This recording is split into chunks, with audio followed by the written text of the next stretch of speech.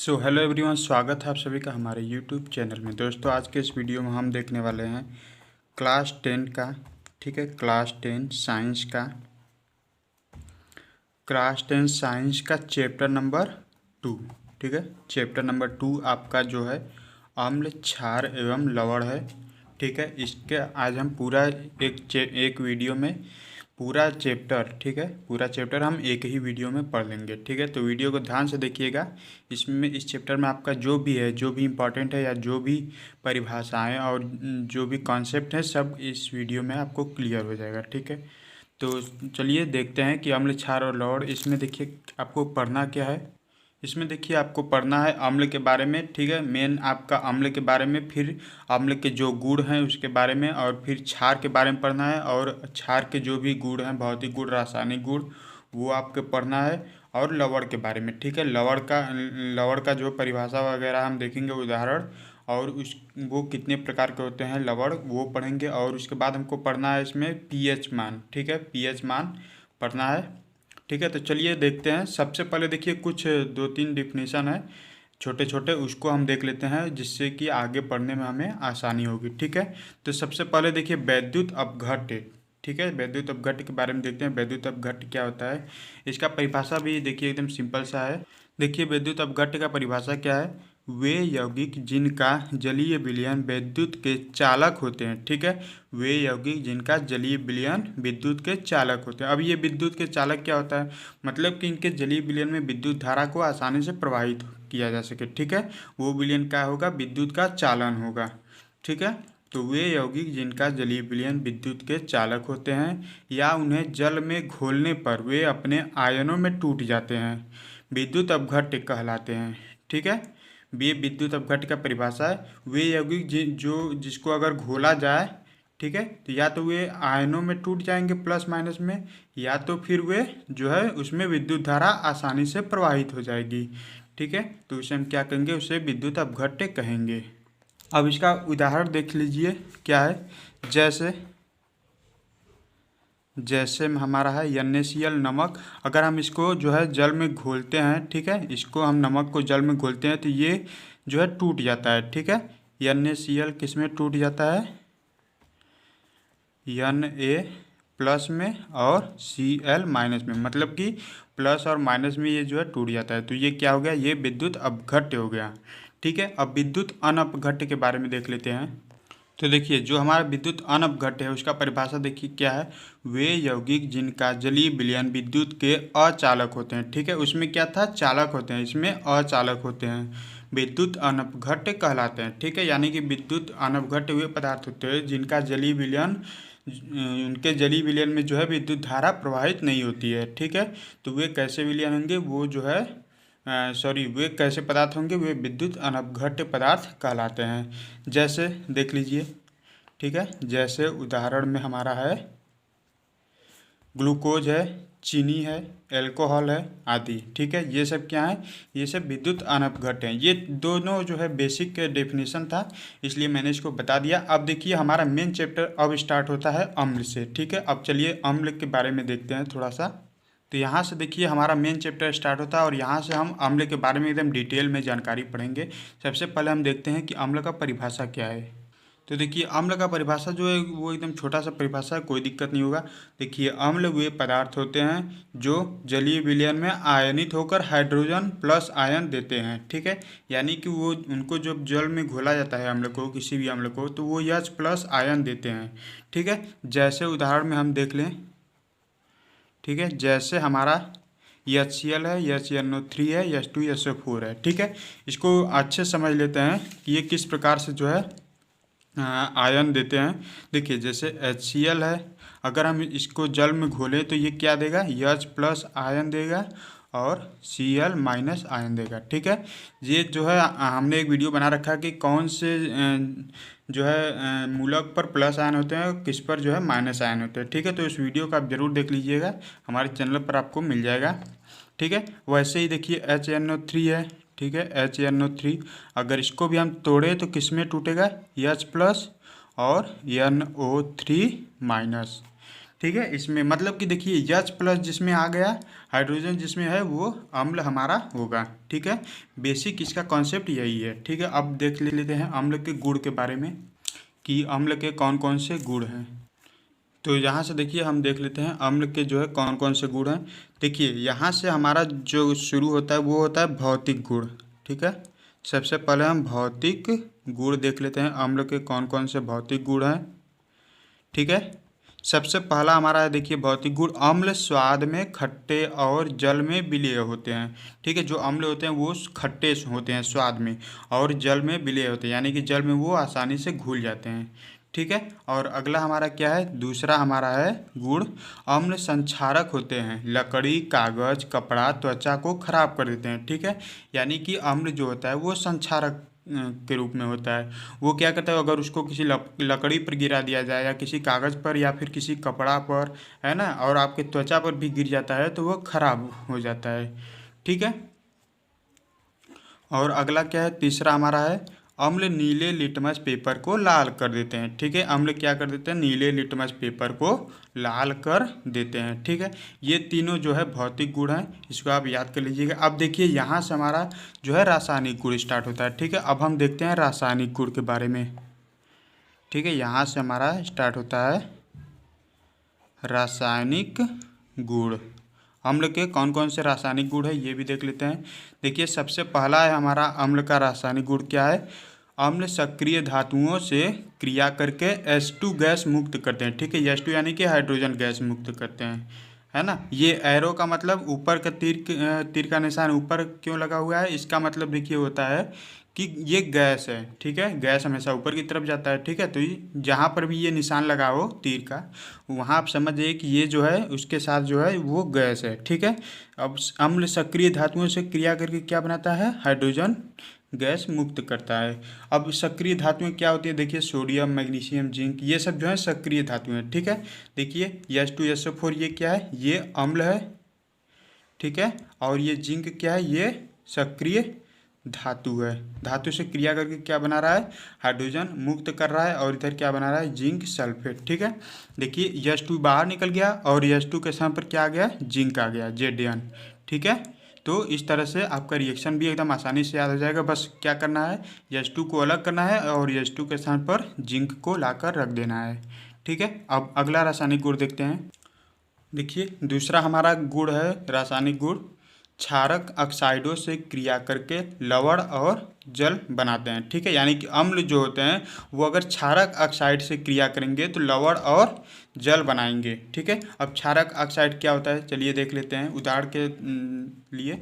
ठीक है, देखिए ये अम्ल हो गया H2 HCl। ठीक है, ये क्या है HCl जो है अम्ल हो गया, और ये क्या है, ये क्षारक ऑक्साइड है, क्षारक ऑक्साइड, ये क्षारक ऑक्साइड है। देखिए क्षारक ऑक्साइड क्यों, देखिए ऑक्साइड यानी कि ऑक्सीजन जुड़ा हुआ है तो ऑक्साइड हो गया, और यहाँ इसमें देखिए H नहीं लगा हुआ है। ठीक है, हाइड्रोजन नहीं लगा हुआ है तो क्या हो गया, ये क्षारक हो गया। ठीक है, क्षारक ऑक्साइड हो गया, है ना। अगर H लगा होता, हाइड्रोजन लगा होता तो ये अम्ल हो जाता है। ठीक है, तो क्षारक ऑक्साइड से अम्ल क्रिया करके क्या बनाता है, लवण और जल बनाता है। ठीक है, सबसे पहले जो है जल हम देखेंगे कि जल हमारा बन गया, उसके बाद जो भी कुछ भी बचा जल के बाद उस सबको हम एक में जोड़ देंगे। ठीक है, देखिए 2 हाइड्रोजन यहाँ पर है, H2 हो गया, और एक ऑक्सीजन यहाँ से लेंगे, H2O हो गया, ये जल हमारा बन गया। अब हम क्या करेंगे, Zn और Cl, यहाँ 2 क्लोरीन बचा, यहाँ एक Zn बचा, तो ZnCl2 ये क्या हो गया, ये लवण बन गया। ठीक है, ये लवण बन गया और ये जल बन गया। ठीक है, आई होप कि आपको समझ में आ रहा होगा। ठीक है, तो अब अगला जो है गुण देख लेते हैं, रासायनिक गुण। तो देखिए अब अगला हमारा रासायनिक गुण क्या है, अम्ल जल में घुलकर केवल हाइड्रोजन प्लस देते हैं। ठीक है, यानी कि अम्ल को जब जल में घुलाया जाता है वो क्या देता है, वो हाइड्रोजन प्लस आयन देता है ना। देखिए जैसे HCl है, HCl को हम क्या करें, जल में घोल दे तो क्या हो जाएगा, Cl- देगा और H प्लस देगा, यानी कि जो दोनों आयन है वो अलग अलग हो जाते हैं। ठीक है, इस तरह से जो है 3 भौतिक गुण और 3 रासायनिक गुण आपको बस लिख लेना है है ना। तो इतना काफ़ी है। अब आइए देखते हैं क्षार के बारे में। ठीक है, अम्ल के बारे में हमने पढ़ा और उसका भौतिक गुण और रासायनिक गुण देख लिया है। अब क्षार के बारे में भी देख लेते हैं कि क्षार क्या होता है, उसका भौतिक गुण और रासायनिक गुण ये सब भी देख लेते हैं। ठीक है, तो देखिए सबसे पहले हम क्षार का परिभाषा देख लेते हैं। क्षार का परिभाषा क्या होता है, देखिए यहाँ पर क्षार वे पदार्थ होते हैं जो जलीय विलयन में आयनित होकर OH माइनस आयन देते हैं। ठीक है, देखिए अम्ल में क्या था, अम्ल में H प्लस आयन दे रहा था। ठीक है, अम्ल में H प्लस आयन दे रहा था, लेकिन क्षार में क्या होगा, OH माइनस आयन देगा। ठीक है, तो मतलब कि जिसमें H होगा, हाइड्रोजन होगा, वो अम्ल हो जाएगा और जिसमें OH होगा वो क्षार हो जाएगा। ठीक है, अच्छे समझ में आ रहा है। अब देख लेते हैं इसके उदाहरण, कुछ देख लेते हैं। देखिए इसके उदाहरण हैं जैसे, ठीक है, जैसे NaOH, KOH आदि। ठीक है, सोडियम हाइड्रोक्साइड इसको बोलते हैं हिंदी में, सोडियम हाइड्रोक्साइड, पोटेशियम हाइड्रोक्साइड आदि। ठीक है, देखिए इसमें OH माइनस कैसे देगा, देखिए Na है, ठीक है, ये Na है, NaOH, इसको जब जल में घोला जाता है तो ये क्या देता है, Na प्लस आयन अलग हो जाएगा और OH माइनस अलग हो जाएगा।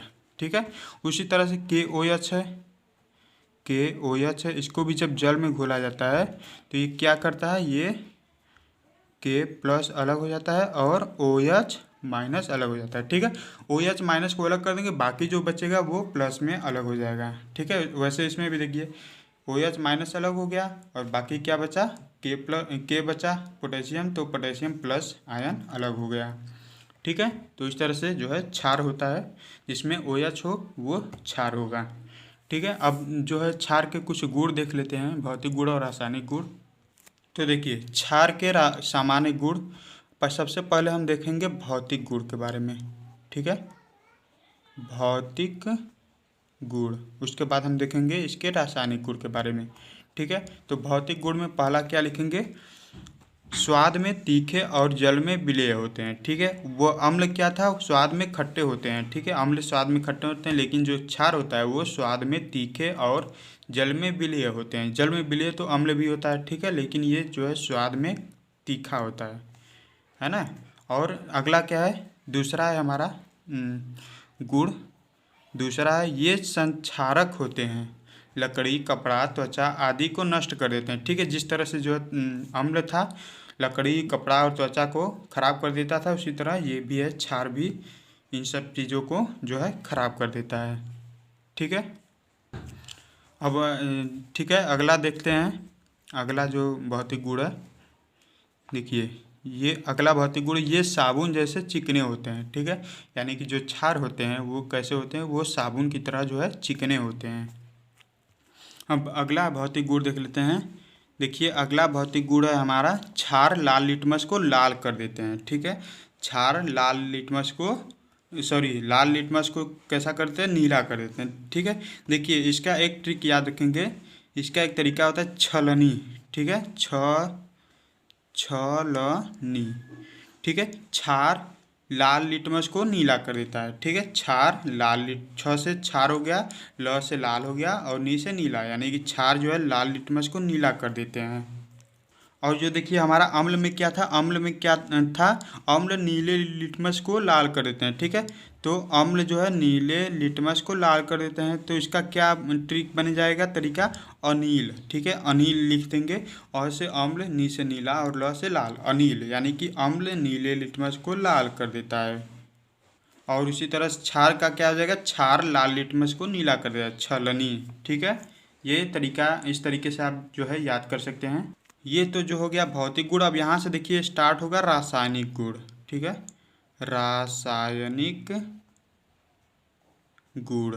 अब रासायनिक गुण के बारे में भी हम लोग देख ही लेते हैं। ठीक है, यहाँ पर हमने जो है ध्यान नहीं दिया था लिखते समय। ठीक है, तो यहाँ बीच में एक लाइन बचा हुआ है, तो यहीं पर रासायनिक गुण लिख दे रहा हूँ, आप लोग साफ साफ लिखिएगा अपने कॉपी पर। ठीक है, जो कि एग्जाम तक रहे, आपको अच्छे समझ में भी आए। देखिए जो सबसे पहला रासायनिक गुण है वो क्या है, अम्लीय ऑक्साइडों के साथ क्रिया करके लवण एवं जल बनाते हैं। ठीक है, यानी कि जो क्षार होते हैं वो अम्लीय ऑक्साइडों के साथ क्रिया करके लवण एवं जल बनाते हैं।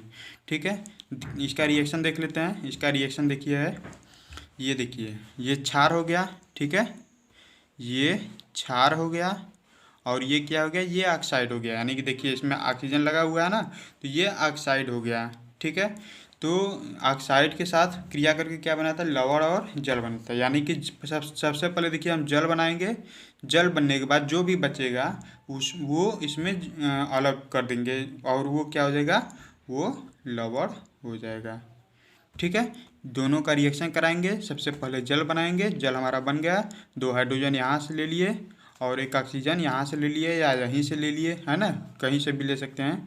तो 2 हाइड्रोजन हो गया, 1 ऑक्सीजन हो गया, 2 यहाँ से 2 हाइड्रोजन ख़त्म हो गया, यहाँ से 1 ऑक्सीजन ले लिए तो 1 ऑक्सीजन भी बचा, ठीक है। 1 ऑक्सीजन यहाँ पर बचा और 2 ऑक्सीजन यहाँ पर है, 2 1 3 ऑक्सीजन हो गया। फिर कार्बन कितना है, 1 है कार्बन, तो 1 कार्बन इधर हो गया और सोडियम कितना है, Na 2 ठो है, तो Na 2 हो गया, ठीक है। तो इस तरह से जो है संतुलित कर लेंगे। संतुलित करने पर हमने एक वीडियो बनाया हुआ है कि समीकरण को किस प्रकार से संतुलित किया जा सकता है, ठीक है। कहीं कार्बन इधर 1 है इधर 2 हो गया, या मान लीजिए ऑक्सीजन इधर 1 है इधर 2 हो गया, ठीक है, या इधर 2 है इधर 1 हो गया, तो उसको किस प्रकार से संतुलित करेंगे उस पर हमने एक वीडियो बना रखा है। आप हमारे चैनल पर उसे देख सकते हैं कि किसी भी रासायनिक समीकरण को किस प्रकार से संतुलित किया जा सकता है, ठीक है। तो अगला रासायनिक गुण देखते हैं, है ना। तो दूसरा हमारा जो रासायनिक गुण है देखिए, अम्ल से उदासीनीकरण क्रिया करके लवण एवं जल बनाते हैं, ठीक है। यानी कि जो क्षार होते हैं वो अम्ल से उदासीनीकरण क्रिया करके लवण और जल बनाते हैं, ठीक है। वही बात हो गया। देखिए एक अम्ल ले लेंगे एक क्षार ले लेंगे, ठीक है। अम्ल से क्रिया करा दिया, ये क्या हो गया, ये अम्ल हो गया और ये क्षार हो गया। क्षार अम्ल से क्रिया करके क्या बनाता है, लवण और जल बनाता है। ये लवण हो गया और ये जल हो गया, ठीक है। ये तो एकदम आसान रिएक्शन है, आसानी से समझ में आ जाएगा, ठीक है। देख लीजिए इसको, HCl है हाइड्रोक्लोरिक अम्ल, ये अम्ल हो गया, NaOH, इसमें OH है तो ये क्षार हो गया। इस यहाँ पर क्या बना, जल बना लेंगे और उसके बाद जो भी बचेगा वो एक साथ कर देंगे और ये क्या हो जाएगा, ये आपका लवण हो जाएगा, ठीक है।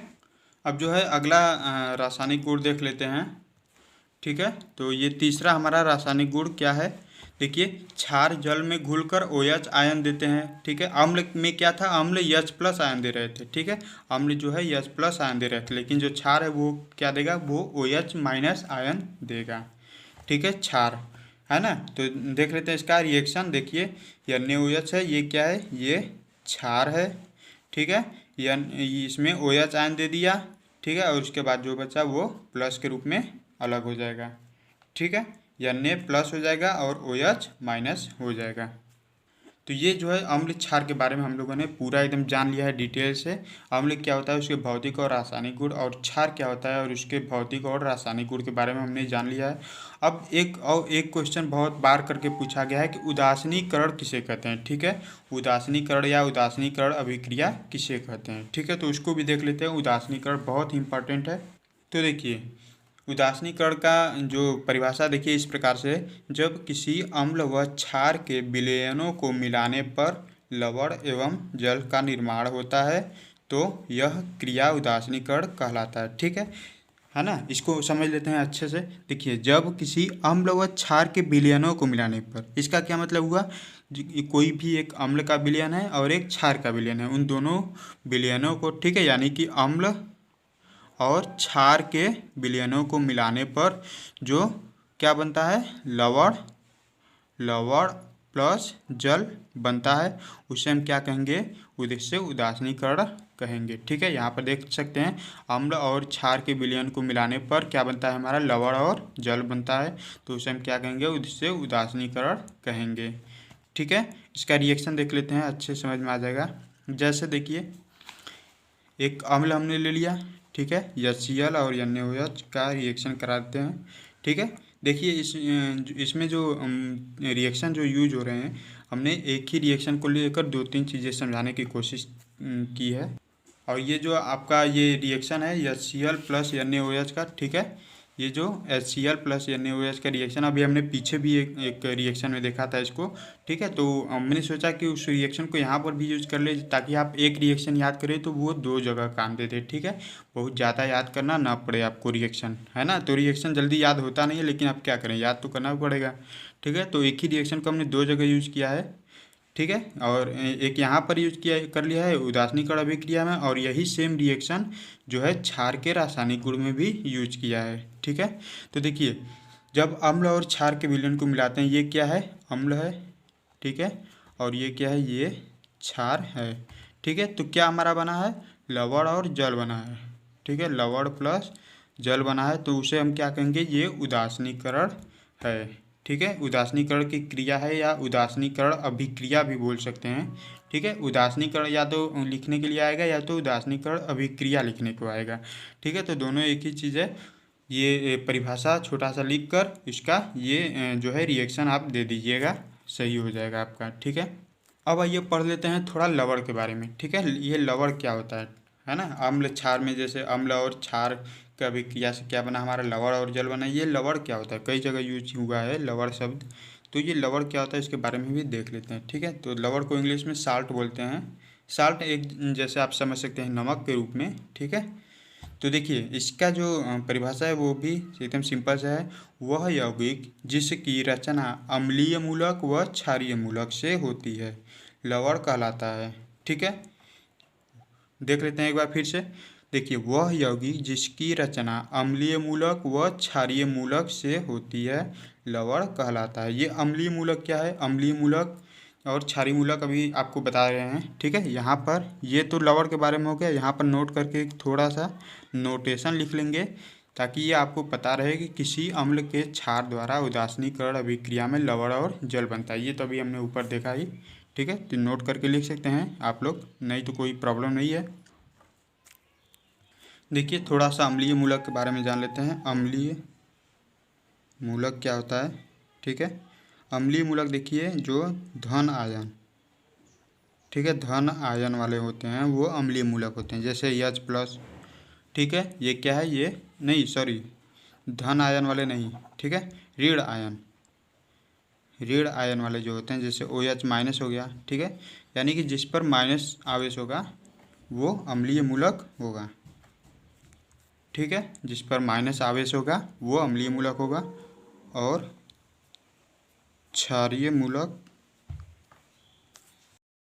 और जो क्षारीय मूलक होते हैं उन पर जो है प्लस आयन लगा होता है ना। यानी कि जो धनायन होते हैं, धनायन प्रकृति के जो होते हैं वो क्या होते हैं, वो आपका क्षारीय मूलक होते हैं, ठीक है। लवण जो है किस प्रकार से बनता है उसका एक उदाहरण देख लेते हैं रिएक्शन के द्वारा, ठीक है। इसको आप एक बेसिक नॉलेज के रूप में लिख सकते हैं, ठीक है। तो देखिए, यहाँ पर ये जो है ये अम्ल है, ये अम्ल हो गया, ठीक है। और ये क्षार हो गया, है ना। और ये जल हो गया, और ये क्या हो गया, ये लवण, लवण और जल का निर्माण हो रहा है। और ये जो लवण है देखिए Na, ये जो हमारा जो लवण बना है, ठीक है, लवण, देखिए इसमें देखिए दो प्रकृति के मूलक है, एक अम्लीय एक क्षारीय। देख रहे हैं यहाँ पर Na प्लस और Cl माइनस, ये कौन सा, ये क्षारीय प्रकृति का मूलक है। ये क्या हो गया, ये क्षारीय मूलक। और ये माइनस वाला क्या हो गया, अम्लीय मूलक, ठीक है। ये अम्लीय मूलक हो गया, ठीक है। यानी कि अम्लीय मूलक और क्षारीय मूलक के मिलने से क्या बनता है, हमारा लवण बनता है। अब इसके बाद हम देख लेते हैं लवण के प्रकार, ठीक है। लवण जो है कितने प्रकार के होते हैं, है ना। तो सबसे पहले देखिए, सबसे पहला है हमारा सामान्य लवण, ठीक है। सबसे पहला है हमारा सामान्य लवण। इसका परिभाषा देखिए क्या है, जिन सरल लवणों में विस्थापनीय हाइड्रोजन या OH, ठीक है, हाइड्रोक्साइड आयन नहीं होते हैं, सामान्य लवण कहलाते हैं, ठीक है। यानी कि न तो H प्लस हो और न ही H माइनस हो, दोनों जो जिसमें नहीं होते हैं वो क्या होते हैं, वो हमारा सामान्य लवण कहलाते हैं। जैसे देखिए, जैसे NaCl, इसमें देखिए न H है न OH है, ठीक है, ये हमारा सामान्य लवण हो गया। वैसे ही KNO3, Na2SO4, इन तीनों में हमारा न तो H प्लस है और न ही OH माइनस है। तो ये हमारा सामान्य लवण हो गया, ठीक है। और दूसरा हमारा अम्लीय लवण, ठीक है। अम्लीय लवण, इसका भी परिभाषा हम देख लेते हैं। तो देखिए अम्लीय लवण का परिभाषा क्या है, जिन लवणों में एक या अधिक विस्थापनीय हाइड्रोजन परमाणु होते हैं अम्लीय लवण कहलाते हैं। यानी कि हाइड्रोजन परमाणु जिसमें होंगे एक या एक से अधिक, वो क्या होंगे, वो अम्लीय लवण होंगे, ठीक है। अम्ल में होता है हाइड्रोजन, ठीक है, तो जिसमें हाइड्रोजन होगा वो कौन सा लवण होगा, वो अम्लीय लवण होगा, ठीक है। जैसे देख लीजिए, जैसे है हमारा NaH, SO4, NaH, CO3 आदि, ये सब क्या है, इसमें देखिए सब में हाइड्रोजन है, तो ये जो है अम्लीय लवण हो गया। सभी जितने भी प्रकार के लवण हैं, जो भी उदाहरण हैं, दो आप याद कर लेंगे काफ़ी है, ठीक है। कहीं मैंने 3 भी लिख दिया है, ठीक है, तो 2 आप याद कर लेंगे उतना काफ़ी है, ज़्यादा याद करने की ज़रूरत नहीं है, ठीक है, 2 काफ़ी है आपके लिए। और अगला है हमारा क्षारकीय लवण, ठीक है। क्षारकीय लवण देख लेते हैं क्या होता है, उसका परिभाषा देखिए, जिन लवणों में एक या एक से अधिक विस्थापनीय हाइड्रोक्साइड मूलक होते हैं क्षारकीय लवण कहलाते हैं, ठीक है। यानी कि OH माइनस जिसमें होगा, जिसमें OH होगा वो क्या होगा, वो क्षारकीय लवण होगा, ठीक है। जैसे उदाहरण के रूप में देख लीजिए, जैसे है हमारा ZnHOHCl, FeOH2Cl, ठीक है ना। ये इसमें देखिए OH है, इसमें OH 2 ठो है, ठीक है। तो एक या एक से अधिक जिसमें OH है वो क्या होगा, वो क्षारकीय लवण कहलाएगा, ठीक है। अगला है हमारा द्विक लवण, ठीक है। द्विक लवण का भी परिभाषा देखिए एकदम सिंपल सा है, ऐसे दो सामान्य लवणों के योगात्मक यौगिक जिनका अस्तित्व केवल ठोस अवस्था में होता है द्विक लवण कहलाते हैं। यानी कि जो द्विक लवण है वो दो लवणों का, जो दो लवण हैं उनका योगात्मक यौगिक है, यानी कि दो लवण के मिलने से हमारा क्या बनता है, द्विक लवण बनता है, ठीक है। और ये जो इसकी एक खास बात है कि ये सिर्फ ठोस अवस्था में ही होता है, ठीक है। ये जो है जलीय अवस्था में नहीं होता है, यानी कि विलयन के रूप में यह नहीं होता है, ठीक है। तो इसका उदाहरण देख लीजिए, जैसे है हमारा पहला है मोहर लवण, FeSO4 NH4 twice SO4 × 6H2O। और दूसरा हमारा पोटास एलम, जिसको हम फिटकरी भी कहते हैं। फिटकरी का सूत्र बहुत इंपॉर्टेंट है, याद कर लीजिएगा, K2SO4 Al2 SO4 thrice × 24H2O, ठीक है। पोटास एलम, इसको फिटकरी भी लिख सकते हैं, ठीक है, कोई दिक्कत नहीं है ना। और अगला है हमारा मिश्रित लवण, ठीक है, मिश्रित लवण, ठीक है। इसका परिभाषा देखिए, जिन लवणों में एक से अधिक अम्लीय मूलक या एक से अधिक क्षारकीय मूलक होता है मिश्रित लवण कहलाता है, ठीक है। या तो इसमें एक से अधिक अम्लीय मूलक हो या एक से अधिक क्षारकीय मूलक हो, ठीक है। क्षारीय मूलक, अम्लीय मूलक अभी हमने बताया, जो माइनस वाले होते हैं वो अम्लीय मूलक होते हैं और जो प्लस वाले होते हैं वो क्षारीय मूलक होते हैं। इसका उदाहरण है, जैसे देखिए CaOCl × Cl या CaOCl2 भी बोल सकते हैं इसको, ठीक है। और दूसरा है हमारा NaKSO4 सोडियम पोटेशियम सल्फेट, ठीक है। और इसको क्या बोलते हैं, कैल्शियम ऑक्सीक्लोराइड, है ना। तो नाम लिखने की ज़रूरत नहीं है, बस ये सूत्र लिख दीजिएगा, इतना काफ़ी है आपके लिए, ठीक है। और अगला है हमारा संकर लवण, ठीक है। इसका भी देख लेते हैं परिभाषा क्या है। इसका परिभाषा है देखिए, दो सामान्य लवण और उदासीन अणुओं के संयोग से बने लवण जो अपना अस्तित्व ठोस अवस्था व विलयन दोनों में बनाए रखते हैं तथा जिनके अणु अवयवी पदार्थों के गुणों से भिन्न होते हैं संकर लवण कहलाते हैं, ठीक है। यानी कि इसका जो अस्तित्व, जो संकर लवण होता है वो सिर्फ ठोस अवस्था और विलयन अवस्था में ही रहता है, ठीक है। यानी कि ठोस अवस्था और विलयन दोनों में ही यह एग्जिस्ट करता है, यह ठोस भी हो सकता है और यह विलयन भी हो सकता है। तो वह क्या होगा, वह जो है संकर लवण होगा। इसका उदाहरण देख लीजिए, जैसे में देखिए यहाँ पर देखिए, ठीक है, FeSO4 + 6KCN है। ये क्या है, ये सामान्य लवण है, ठीक है, सामान्य लवण है दोनों। यह भी सामान्य लवण है और यह भी सामान्य लवण है, और जो जब दो सामान्य लवण मिलते हैं तो एक संकर लवण का निर्माण होता है, K4FeCN6। ठीक है, पोटेशियम फेरोसाइनाइड इसको बोलते हैं, प्लस K2SO4 पोटेशियम सल्फेट। ठीक है, यहाँ पर देखिए लिखा हुआ है दो सामान्य लवण और उदासीन अणुओं के संयोग से बने लवण होते हैं, ये क्या होते हैं, ये संकर लवण होते हैं। ठीक है, वैसे ही दूसरा भी उदाहरण देखिए, है ना। इस पहले वाले में देखिए दोनों सामान्य लवण थे, इसमें क्या है, एक सामान्य है और एक उदासीन है, इन दोनों के मिलने से क्या बना है, संकर लवण का निर्माण हुआ है। ठीक है, तो ये जो है आप याद कर लीजिएगा, लिख लीजिएगा इसको अपनी कॉपी में। ठीक है, तो यहाँ पर जो है लवण हमारा समाप्त हो गया है ना, ये 6 प्रकार के जो है लवण हमने देख लिया है। अब हम देखते हैं पीएच पैमाना। ठीक है, पीएच वैल्यू क्या होता है, पीएच पैमाना उसको भी जान लेते हैं। तो देखिए पीएच पैमाना का डेफिनेशन देखिए क्या है। सन 1989 में सोरेनसन ने किसी विलयन की अम्लता व क्षारकता को मापने के लिए एक पैमाना विकसित किया था जिसे पीएच पैमाना कहते हैं। ठीक है, पीएच पैमाना देखिए होता क्या है, एक तरह की जो है पैमाना होता है जिस पर 1 से लेकर 14 तक जो है अंक बने होते हैं। ठीक है, 0, 1, 2, 3, 4, 5, 6, 7, 8, 9, 10, 11, 12, 13, 14। ठीक है, 1 से लेकर 0 से लेकर 14 तक जो है एक नंबर बना होता है ना। तो नहीं, 0 से नहीं होता है, 1 से होता है। ठीक है, 1 से लेकर 14 तक जो है एक नंबर बना होता है जिसको हम पीएच पैमाना कहते हैं। अगर देखिए कोई भी जब इसको मापते हैं, अम्लीय या क्षारीय है, किस प्रकार का विलयन है, अम्लीय है या क्षारीय, इसको पता करने के लिए जब मापते हैं तो जिस विलयन का जो पीएच मान है, किसी विलयन का अगर 7 से कम है, ठीक है, 7 से कम है ना, 1 से लेकर 7 के बीच है, तो वह विलयन क्या होगा, अम्लीय विलयन होगा।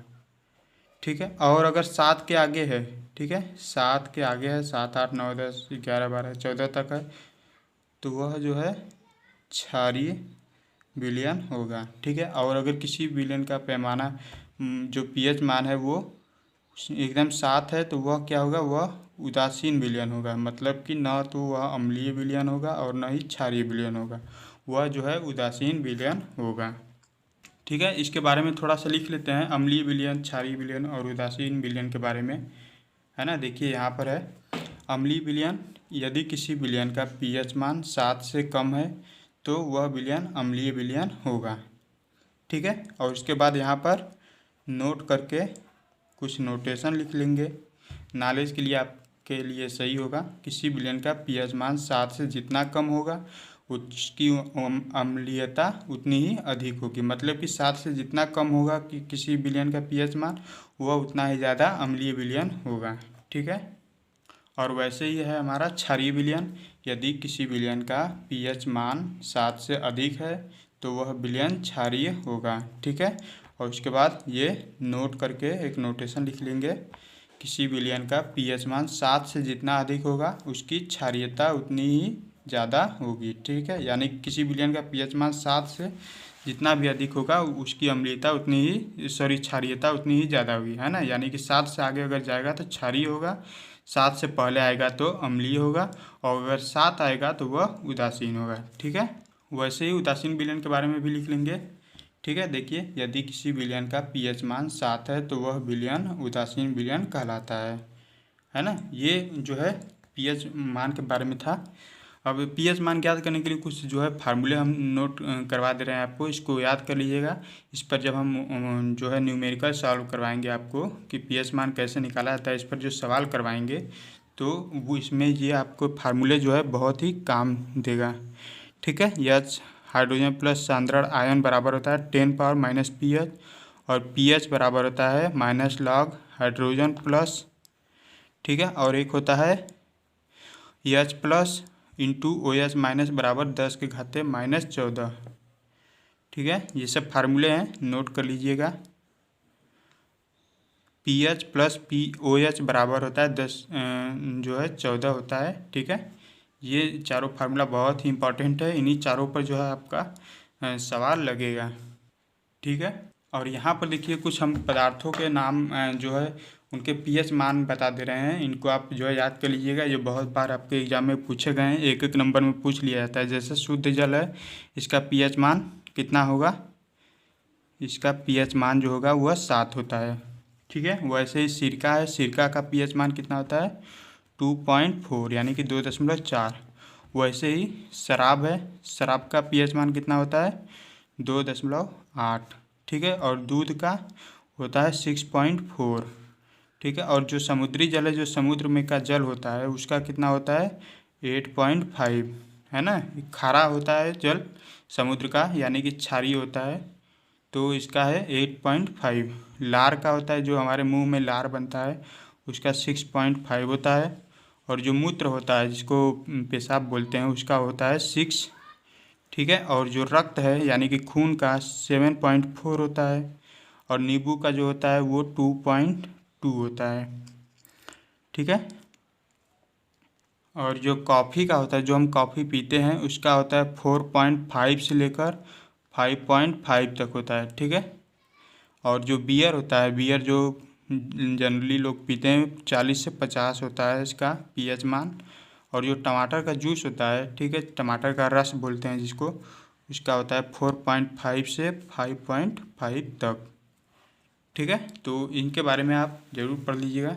ठीक है, अब आइए देख लेते हैं सूचक के बारे में। ठीक है, देखिए सूचक आपको ज़्यादा कुछ पढ़ना है नहीं, बस थोड़ा सा पढ़ना है कि अम्लीय माध्यम में कैसे सूचक का प्रयोग किया जाता है, कौन से सूचक का, और क्षारीय माध्यम में कौन से सूचक का, बस थोड़ा सा ही है, तो इसको भी देख लेते हैं। देखिए सूचक का सबसे पहले परिभाषा देखते हैं। सूचक वे पदार्थ होते हैं जो अभिक्रिया के पूर्ण होने की सूचना देते हैं, यानी कि सूचक जो है बताते हैं। सूचक का मतलब ही देखिए नाम से ही पता चल रहा है, सूचक यानी कि सूचना देता है। ठीक है, कि अभिक्रिया पूर्ण हुआ या नहीं हुआ, इसकी क्या करता है सूचना देता है। और सूचक जो है कई प्रकार के होते हैं, जैसे देखिए फिनाप्थिलीन ये भी सूचक है, लिटमस ये भी सूचक है, मेथिल ऑरेंज ये भी सूचक है। ठीक है ना। और ये नोट करके कुछ जो है नोटेशन लिख लेंगे। ठीक है, जैसे पहला है अम्लीय माध्यम में मेथिल ऑरेंज का प्रयोग करते हैं। और दूसरा लिखेंगे क्षारीय माध्यम में फिनाप्थिलीन सूचक का प्रयोग करते हैं।